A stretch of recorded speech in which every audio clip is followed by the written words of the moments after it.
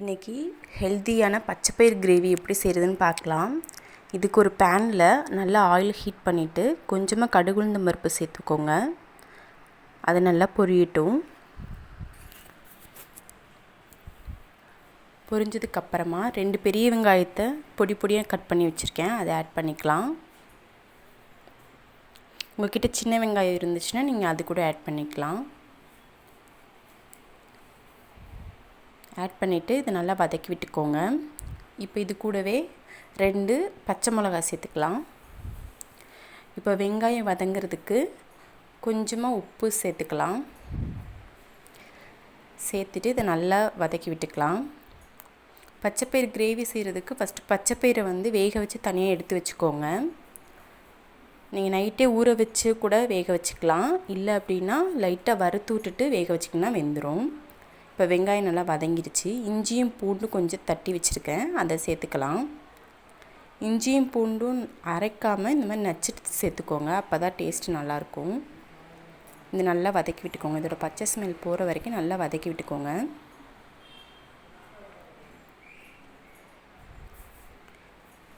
இது உங்களுக்கு சாப்பாடு, சப்பாத்தி எல்லாத்துக்குமே சூப்பராக இருக்கும். இப்போது 2 தக்காளி கட் பண்ணி வச்சுருக்கேன், அதை ஆட் பண்ணிக்கலாம். ஆட் பண்ணிவிட்டு வதக்கி விட்டுக்கோங்க. தக்காளி சேர்க்கும் போது எப்போயுமே லைட்டாக மஞ்சத்தூள் சேர்த்து வதக்குனிங்கன்னா சீக்கிரமாகவே தக்காளி நல்லா வெந்து வந்துடும். கொஞ்சமாக மஞ்சத்தூள் ஆட் பண்ணிக்கலாம். ஆட் பண்ணிவிட்டு நல்லா இதை வதக்கி விட்டுக்கலாம்.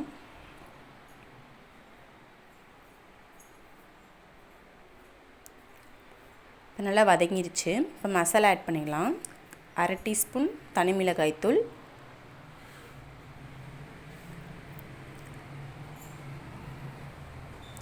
மல்லித்தூள் 1/2 டீஸ்பூன் ஆட் பண்ணிக்கிறேன். உங்களுக்கு காரம் அதிகமாக வேணும்னா மிளகாய்த்தூள் அதிகமாக ஆட் பண்ணிக்கோங்க.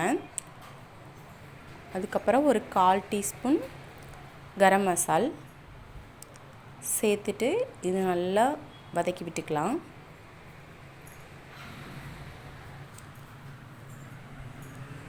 இப்போ இது நல்லா வதக்கி விட்டுக்கோங்க. இதோட பச்சை ஸ்மெல் எல்லாமே போகிற வரைக்கும் நல்லா வதக்கி விட்டுக்கோங்க.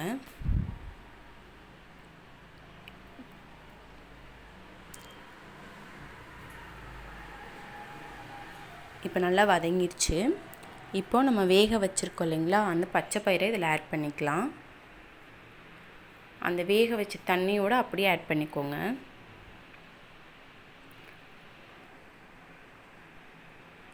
ஆட் பண்ணிவிட்டு இதை நல்லா கலந்து விட்டுக்கலாம். இது நமக்கு வெந்து வரும்போது ரொம்ப கிரேவி மாதிரி ஆயிரும். அதனால் கொஞ்சமாக உங்களுக்கு எவ்வளோ அளவு வேணுமோ, நல்லா கெட்டியாக வேணும் அப்படின்னா இந்த அளவு தண்ணி சேர்த்துக்கோங்க. இல்லை அப்படின்னா கொஞ்சம் அதிகமாக குழம்பு வேணும் அப்படின்னா தண்ணி கொஞ்சம் அதிகமாக சேர்த்துக்கோங்க. இப்போது இது மசாலாவோடு சேர்ந்து வரக்காக நான் கொஞ்சமாக தண்ணி ஆட் பண்ணிக்கிறேன்.